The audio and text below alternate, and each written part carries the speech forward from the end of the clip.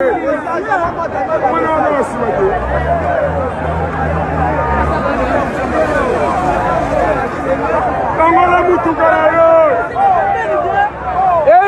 repars avec l'espoir que ce que nous nous sommes dit va se concrétiser et je compte sur vous, sur votre sagesse pour que tout ce que nous nous sommes dit se réalise. We have said, premièrement, les questions de la sécurité bilatérale entre l'Ouganda et le RDC. Deuxièmement, la sécurité de la région. Troisièmement, la question du pétrole dans le lac Albert. La renégociation des contrats miniers avec la société chinoise Sicomine a généré des ressources additionnelles de l'ordre de 300 millions l'an établis et étalés sur 15 ans à côté des appuis budgétaires.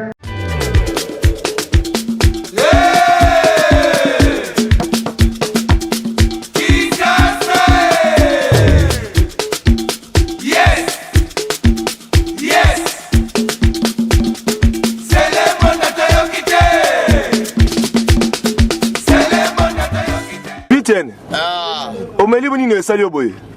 Na meli zododo. Omeli zododo piten. Na mela ngo. Omela ngo.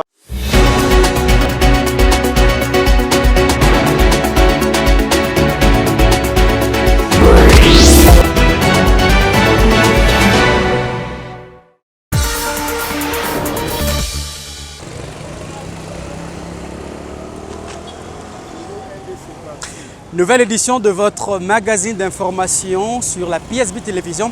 Nous sommes très heureux de vous savoir très nombreux en train de nous suivre. De partout où vous êtes, bonsoir et bienvenue. À la une de ce soir, crash d'un hélicoptère militaire de forces armées de la République démocratique du Congo à l'aéroport d'Indolo à Kinshasa ce mercredi 30 octobre 2024 aux alentours de 11 h. Selon les sources sur place, l'appareil était en plein vol d'essai et est tombé après avoir fait au moins 100 mètres de hauteur. Jusque-là, aucune communication officielle n'est encore faite. Et puis le président de la République, Félix Antoine Tshisekedi Tshilombo, est en visite officielle en Ouganda. C'est à 14 h heure locale qu'il est arrivé au palais présidentiel d'Entebbe. Il a été accueilli sur le perron par son homologue ougandais Yoweri Museveni, avec qui il a eu un tête-à-tête.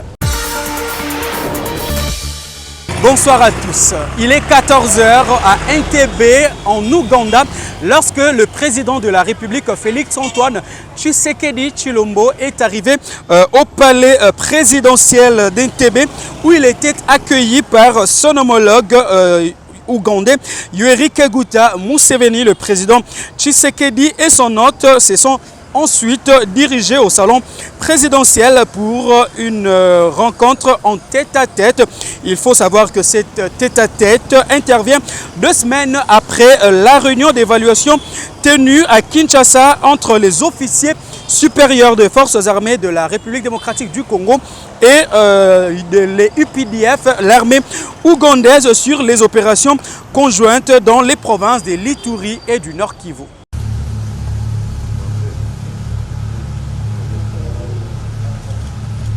Je vous remercie également pour les discussions que nous avons eues ce jour.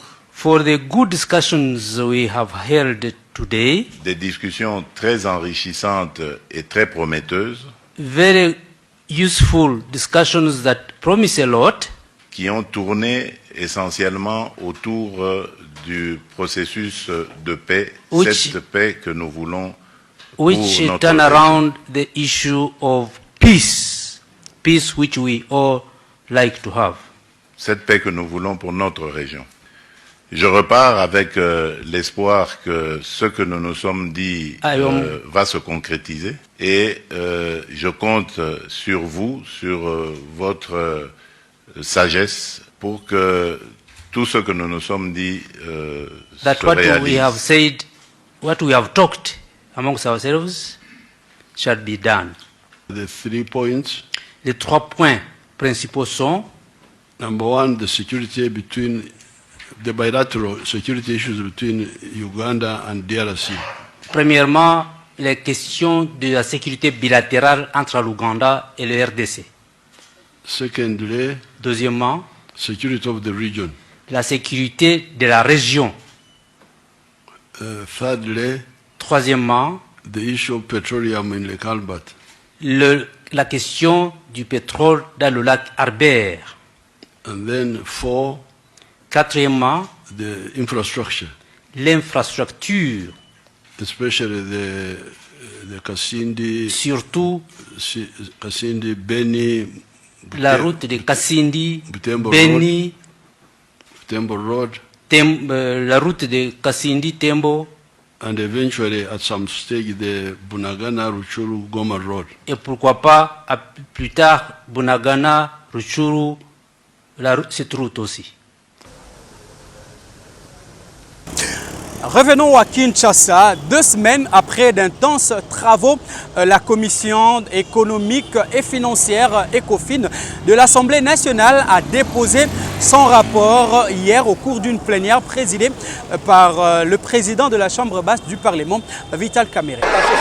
À la suite de près de 2 semaines d'intenses travaux, la Commission économique, financière et de contrôle budgétaire de la Chambre basse du Parlement a présenté à l'Assemblée plénière le mardi 29 octobre le rapport issu des analyses approfondies de 2 projets de loi, à savoir le projet de loi portant reddition de comptes exercice 2023 et le projet de loi de finances rectificative du budget 2024. S'agissant du projet de loi rectificative du budget 2024, le rapport de la Commission ECOFIN que préside l'honorable Guy Mafuta a indiqué qu'il ressort une augmentation du budget de 44 milliards 410 millions de francs congolais par rapport au budget initial prévu en équilibre de 40 milliards 986 millions de francs congolais, soit une augmentation de 8,4%. Cela est principalement dû, a fait savoir ce rapport, à la renégociation du contrat minier entre la République démocratique du Congo et la SICOMINE, dont l'essentiel de ressources sont affectées aux investissements et aux infrastructures. Sur la renégociation des contrats miniers avec la société chinoise SICOMINE a généré des ressources additionnelles de l'ordre de 300 millions l'an établis et étalés sur 15 ans à côté des appuis budgétaires provenant notamment de l'Agence française de développement de l'ordre de 15 millions ont contraint le gouvernement de la République, se conformant à la loi des finances publiques, à initier la présente loi rectificative sous examen. Les ressources et leur provenance connues, votre commission s'est plus empaisantie sur leurs affectations. Dans le projet sous examen, honorable président et chers collègues, l'essentiel de ces ressources additionnelles sont affectées aux investissements et à l'occurrence aux infrastructures. Les questions liées à l'éducation, la santé, les investissements, l'agriculture et les infrastructures ont elles aussi reçu un regard particulier au cours de ces travaux de l'ECOFIN auxquels ont pris part le syndicaliste de tous les secteurs du pays sur demande du président de la Chambre basse du Parlement. Les travaux se sont déroulés dans un contexte particulier, sous pression de la grogne sociale de certaines catégories professionnelles de nos compatriotes. Nous avons été approchés par les médecins, les enseignants du cycle primaire et secondaire, les professeurs d'université, les élus communaux, les inspecteurs de travail, les magistrats nouvellement nommés, les députés provinciaux et nos collègues nationaux honoraires. Les recommandations formulées par l'ECOFIN tant à l'endroit de l'Assemblée nationale qu'au gouvernement gravitent autour d'eux. Diligenter des missions de contrôle auprès des agences d'exécution du PDL 145 territoires, ministère des Finances et du Budget. Nécessité de diversifier l'économie nationale pour garantir une répartition inclusive de la richesse nationale. Poursuivre les efforts de pacification à l'Est en vue d'améliorer le climat des affaires et permettre ainsi plus d'investissements pourvoyeurs d'emplois et de richesses. Travailler sérieusement sur l'amélioration des conditions sociales de la population en général et surtout celle des agents et fonctionnaires de l'État en particulier, afin de ramener la paix sociale actuellement mise en mal par des grèves et des tensions partout. En ce qui concerne le rapport du projet de loi portant reddition de comptes 2023, c'est un total de 43 recommandations qui ont été faites à l'endroit de l'exécutif national, témoignant ainsi du travail minutieux et finement réalisé par la commission ECOFIN. Diligenter une mission mixte, Assemblée nationale, pour des comptes auprès du gouvernement afin de mettre en lumière tous les dysfonctionnements institutionnels qui favorisent des détournements massifs des fonds de l'État en toute impunité, de masquer tous les responsables et les déférer devant les juridictions compétentes, faire appliquer strictement les dispositions de l'article 220 du règlement intérieur, diligenter une mission d'enquête au ministère des Finances, du budget, du plan, du développement rural et des ressources hydrauliques pour s'assurer de la destination des fonds alloués tant aux équipements divers qu'aux investissements liés aux constructions, réfections, réhabilitation et addition d'ouvrages publics et édifices. Diligenter une mission d'enquête au niveau de la régie financière dans la DGDA afin de comprendre la raison de la persistance des exonérations dérogatoires. Après ces deux rapports accueillis avec acclamation, 343 élus nationaux ont voté pour l'adoption de ces deux projets de loi. 2 ont voté contre. Aucune abstention n'a été manifestée. Par conséquent, l'Assemblée nationale vote ces deux projets de loi. À la suite de la position de la plénière qui approuve les conclusions des rapports de la commission ECOFIN relatifs à l'examen des deux projets de loi sous examen, nous pouvons considérer que les conclusions de ces deux rapports ont été en même temps ont été adoptés, n'est-ce pas? Merci. L'heure est donc maintenant à la préparation de l'examen du budget 2025, essence même de cette session budgétaire. Restons toujours à la Chambre basse du Parlement. La ville de Kinshasa est l'une des villes les plus sales du continent. C'est la dénonciation faite par le député national Cheo Kitundu au cours justement de cette plénière qui était consacrée à l'évaluation du rapport de la commission ECOFIN. La ville capitale. Vous savez, honorable président, souvent, c'est devenu un lieu commun. On parle de Kinshasa comme ville-province. Je vous rappelle que, conformément à la Constitution, notre pays est composé de 25 provinces et de la ville de Kinshasa. Même si Kinshasa a le statut de province, il n'en demeure pas moins que Kinshasa demeure une ville. Et pas n'importe quelle ville, c'est la ville capitale. C'est la vitrine de notre pays. C'est l'entrée officielle de la République démocratique du Congo. C'est le siège des institutions. Et quand, honorable président, vous êtes vous-même le premier diplomate parlementaire, et je pense que vous contactez les diplomates et nos partenaires ici dans la ville de Kinshasa. Vous-même, vous parcourez l'Afrique dans différentes capitales. La ville de Kinshasa est considérée comme la ville la plus sale du continent. Honorable président, il faut nous responsabiliser. Il y a une espèce d'accoutumance à la saleté. Chacun de nous ici, quand il rentre à la maison, vous rentrez dans sa parcelle, c'est tout propre. Mais quand il sort, on dirait qu'on s'habitue à la saleté. Ce n'est pas normal. Et ce n'est plus, honorable président, uniquement l'affaire des autorités urbaines. Je crois que la question de l'assainissement de la ville de Kinshasa nous concerne tous parce que cette ville, c'est notre ville à nous. Par conséquent, il faudrait nécessairement qu'il y ait des initiatives importantes, innovantes. Pourquoi pas à un moment donné, d'ailleurs, je me rappelle une fois, honorable président, même l'Union européenne est venue au secours de la ville de Kinshasa pour l'assainissement de cette ville. Par conséquent, il faudrait qu'on s'occupe de l'assainissement de notre ville capitale pour que Kinshasa devienne Kinshasa, la belle, comme on l'a toujours vécu. C'est la première question à laquelle je voulais aujourd'hui vous sensibiliser. L'autre problème, honorable président, ce sont les embouteillages.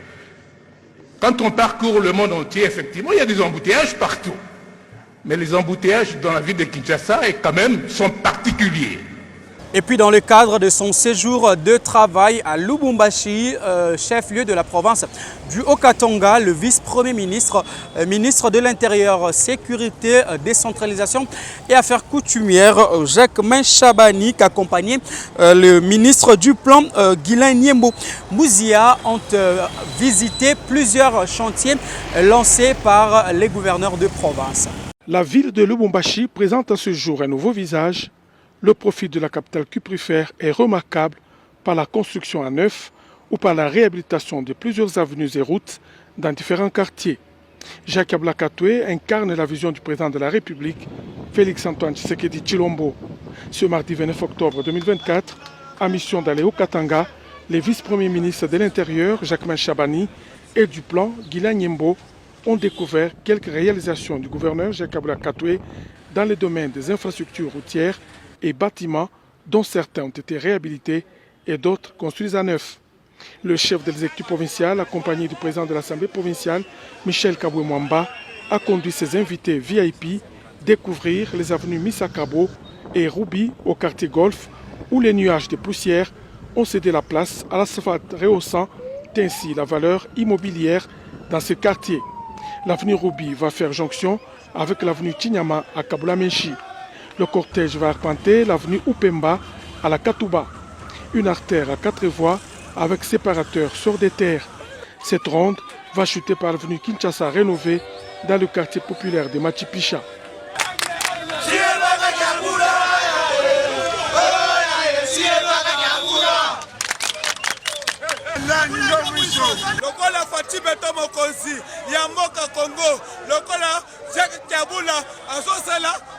La vision, il y a un chef de l'État, même le président de la République.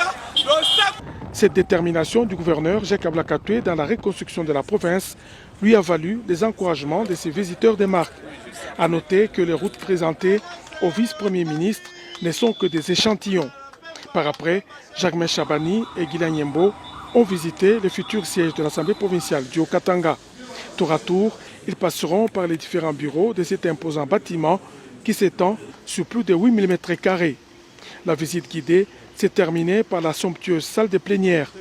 Avant de quitter Lubumbashi, cette visite des infrastructures de la capitale du cuivre aura certainement donné une vue générale aux membres du gouvernement central sur le travail qu'a lancé pour 4 jours, la deuxième édition des Assises nationales du climat des affaires va se clôturer demain 31 octobre. Plusieurs questions ont été à l'ordre du jour de ces lancements qui a été présidé par le ministre du Plan, Guilain Nyembo Mouzia. Reportage.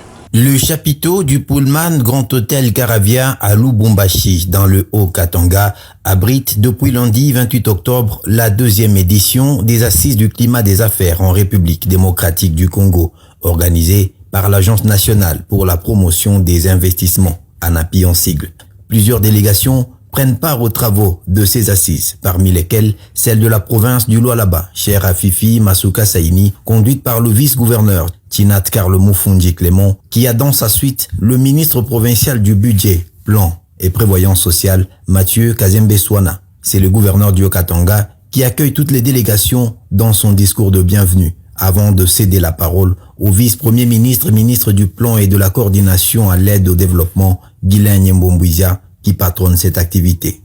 Ministres nationaux et provinciaux, gouverneurs des provinces, députés nationaux et les composantes de la Fédération des entreprises du Congo, FEC en sigle, qui prennent part à ces assises, débattront pendant 3 jours sur l'épineuses question liée à la promotion du climat des affaires.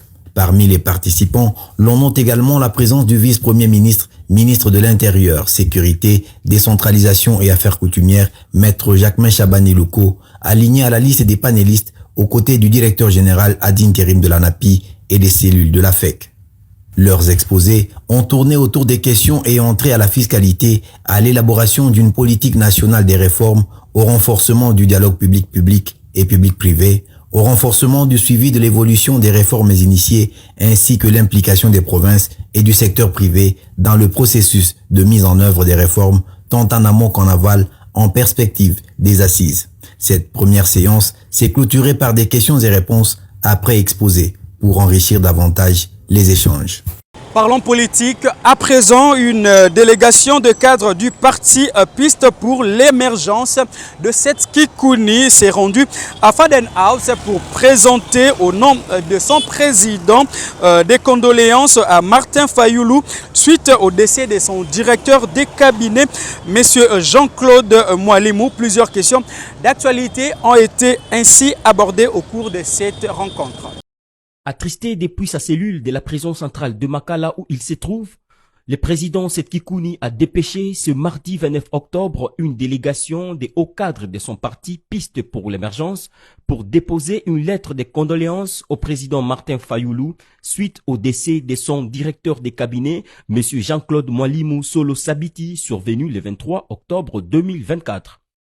Après avoir reçu ces messages de condoléances, le président du parti SID a à son tour regretté les rejets de la demande de liberté provisoire de Seth Kikouni par la justice congolaise. Ensuite, il s'est entretenu par la même occasion avec les envoyés du leader de Piste pour l'émergence sur certaines questions importantes du pays. Le porte-parole du parti Piste pour l'émergence, Nathanaël Onokomba, fait les points. Nous venons de nous rencontrer avec le président Martin Fayoulou suite à la disparition inopinée de son directeur de cabinet, M. Jean-Claude Mwalimou, à qui nous avons présenté nos condoléances venant du président Seth particulièrement et de notre famille politique en général. Et alors nous avons échangé sur les questions d'actualité, entre autres l'attitude que doit prendre l'opposition face à cette stupidité du changement de la Constitution par le régime en place. De la même manière, ils nous ont dit on doit demander à Dieu, il faut tout Nzambe. De la même manière, par rapport à ce que nous on va faire demain pour protéger la volonté du peuple pour les en écrit que nous appelons la Constitution. Nous avons échangé, le président Fayoulou très coopératif et nous vous promettons qu'il y aura de grandes manifestations dans les jours à venir pour mettre fin à cette orgie dictatoriale qui va s'installer dans notre pays. Suite aussi à la situation sanitaire de notre président Seth Kikouni, nous avons aussi échangé, qui du reste va comparaître demain devant la justice instrumentalisée qui lui oppose à M. Félix Antoine Tshisekedi indirectement parce que ce sont des infractions qualifiées politiques, des infractions dictatoriales. Donc voilà un peu ce qui a été l'échange de ce jour. L'usine de production de panneaux préfabriqués de Kisangani d'une capacité de production quotidienne de 600 panneaux équivalent à 6 maisons de 100 mètres carré est en train d'être installée sur un terrain de 2800 mètres carrés. Elle est désormais prête à entrer dans sa phase de pleine production.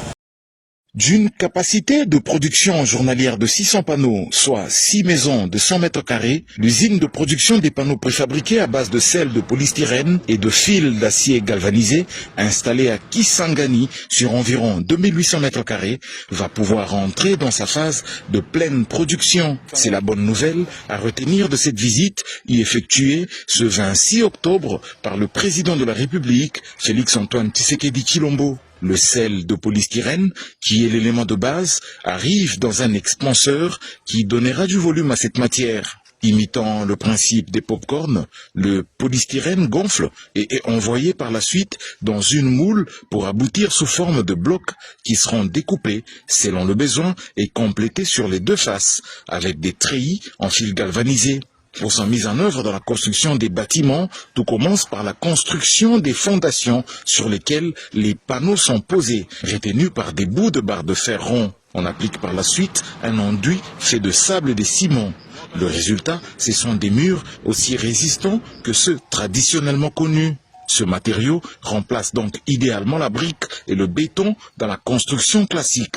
Sa durée de vie, une fois mise en œuvre, est d'au moins 100 ans. Ce matériau résiste au feu et au séisme. Il est un bon isolant thermique en plus. À Kinshasa, 10 maisons avaient été construites à l'entrée du camp 10 français contigu au camp Seta, en face de l'aéroport international de Ndjili. Et sur le site de l'usine à Kisangani se trouve une autre maison qui abrite aujourd'hui les bureaux de l'Agence congolaise des grands travaux pour la zone de la Grande Orientale. Le stock de panneaux présentement disponible pourra permettre la construction de 300 maisons et les premiers bénéficiaires sont les FRDC et la police. Les camps militaires colonel Lukusa, général Baouma et le camp policier Kapalata en province orientale devraient être les premiers servis. Une fois lancée à plein régime, cette usine pourra également résoudre d'autres besoins qui se posent dans le domaine du logement au pays.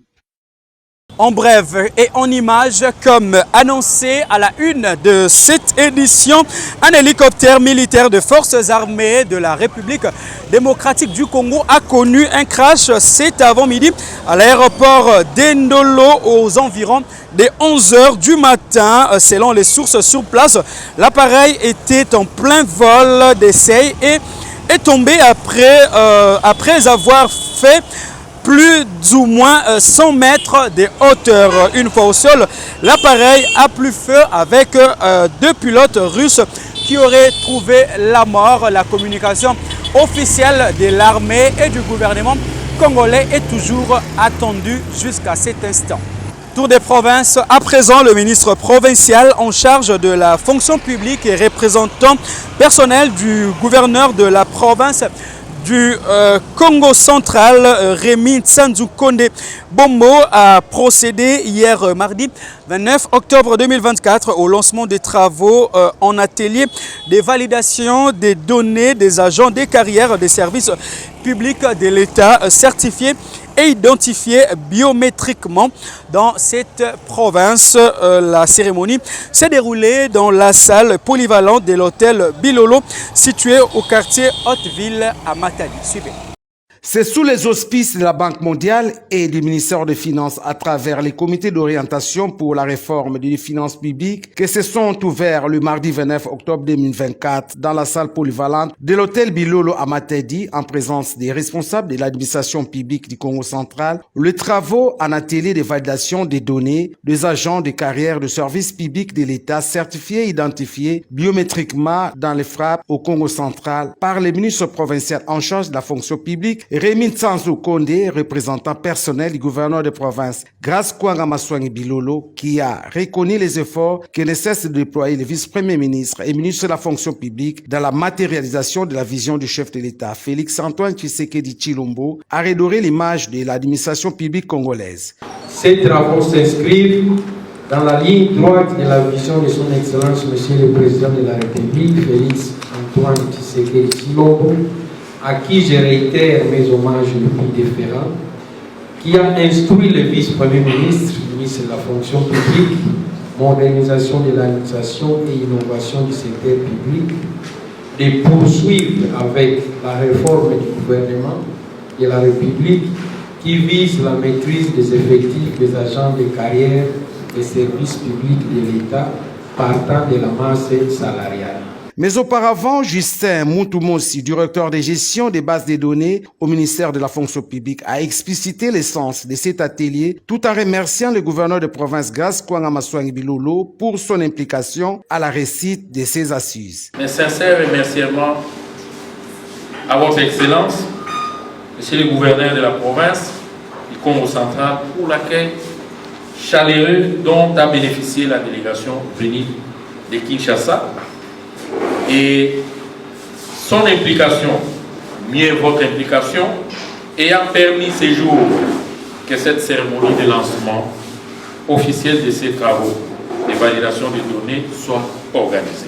Il faudrait retenir que ces travaux se tiendront du 29 octobre au 6 novembre 2024 à Matadi et permettront la publication de l'annuaire alphabétique et numérique des agents de l'administration publique tout en maîtrisant les effectifs et la masse salariale pour une gestion beaucoup plus rationnelle, gage du développement de la RDC. La province de la Chopo tend vers la matérialisation du programme de couverture santé universelle. Le gouverneur Paulin Lendongolia Lebabonga était informé de cette évolution du démarrage imminent justement de ces programmes chers au président de la République par une délégation du ministère de la Santé. La bonne nouvelle, Paul Ndongoli Aleba Bonga l'apprend au cours de l'audience qu'il accorde à la délégation de l'autorité de régulation et contrôle de la couverture santé universelle qui conduit son directeur général adjoint. Dr Timothée Lunganga Mukendi explique au gouverneur de province que l'objet de sa mission relève de la vision du chef de l'État d'assurer la gratuité des soins de santé maternelle et néonatale. Pour ce faire, la délégation doit sélectionner les formations médicales réunissant les conditions requises, d'où son assurance. Le gouverneur est très content parce qu'il s'agit bien du programme du chef de l'État. Comme vous le connaissez, le gouverneur est en train de mettre en œuvre le programme du chef de l'État à travers bien sûr le gouvernement. L'instant, il va bien accueillir. Et donc, il nous a rassuré de son assistance et de son appui tout au long du processus. Et Dr Timothée Lunganga Mukendi de préciser que la couverture santé universelle avec gratuité de soins de santé maternelle et néonatale va s'étendre sur toute la province de la Tchopo. Donc nous travaillons pour que les soins de santé de qualité soient accessibles à toute la population, bien entendu avec l'accompagnement de l'autorité. Nous allons sélectionner les structures, les établissements de santé qui répondent aux infrastructures, ceux qui ont des équipements aux normes et ceux qui ont un personnel de santé qualifié et dans les normes en termes de quantité. Donc, sur le plan géographique, nous devons couvrir toute la population de la Le gouverneur de province, Paul Ndongoli Aleba Bonga, ne peut que se féliciter de la matérialisation de la vision du chef de l'État, Félix Antoine Tshisekedi Tshilombo, relative à la gratuité de soins de santé maternelle et néonatale dans sa juridiction administrative, la province de la Tchopo. Pendant ce temps à Kinshasa, le gouverneur Daniel Goumba Loba qui a effectué une descente hier dans la matinée sur le boulevard du 30 juin pour évaluer des nouvelles mesures de sens alternés instaurées par les gouvernements pour faciliter la fluidité de la circulation routière.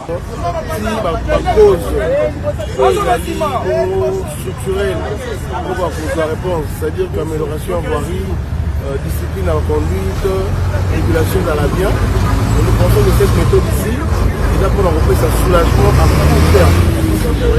Nous avons dépensé mon côté, le chèque à validé. C'est-à-dire que les alliés policiers ont augmenté, mais également la route alternée. C'est-à-dire que le chèque va passer sur la bande de mon chip bâti, dans la bande de 30. Le droit de la ville pendulaire, les matins que tu as révélé, automatiquement à fou. Donc, la sensibilisation est continuée, tu vas donc ça va. Et déjà, dans 2 jours, on va dans le côté est. Et donc, on a une première phase de gare centrale ici à Baramoto. Comme tu vas faire observer, sans sur les plateaux, qui te vendent des ADG pour la ville. Pourquoi tu te vendent des ADG pour la romatation à Baramoto. Et donc, tout ça en a du côté de la chambre de la paix. Donc, à la mesure, vous allez mettre en place des réseaux, des temps de solution structurelle et en amélioration voirie. Comme je dis ici tantôt, régulation à la Saramamalamou, mais également par chauffeur ou sur l'usager à voirie, pour se comporter bien sur la chaussée. Parce que d'une part aussi, problématique en bouteille, il y a indiscipline, il y a usager.